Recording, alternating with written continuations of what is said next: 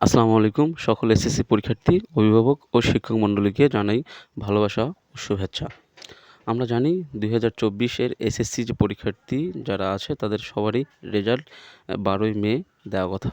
তো আমরা সেই রেজাল্ট সবার আগে পেতে হলে এসএমএস এবং ব্রাউজারের মাধ্যমে কীভাবে পাবো তার সবচেয়ে সহজ মাধ্যম আমি আপনাদের কাছে তুলে ধরছি যে সবার আগেই কীভাবে রেজাল্ট শিট এবং মার্কশিট সহ আমরা রেজাল্টটা পাবো সেই রেজাল্টটার কথায়।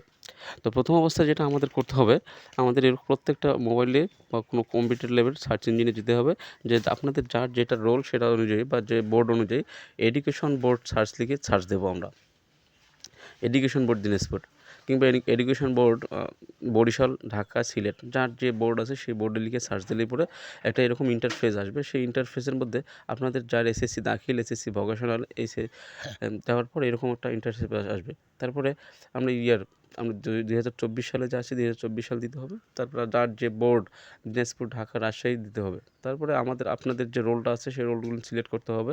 রোল সিলেক্ট করার পর অবশ্যই রেজিস্ট্রেশন নাম্বার লাগবে। রেজিস্ট্রেশন নাম্বার দেওয়ার পর একটা যে সাবমিট করার জন্য একটা বারকোড পেতে হবে।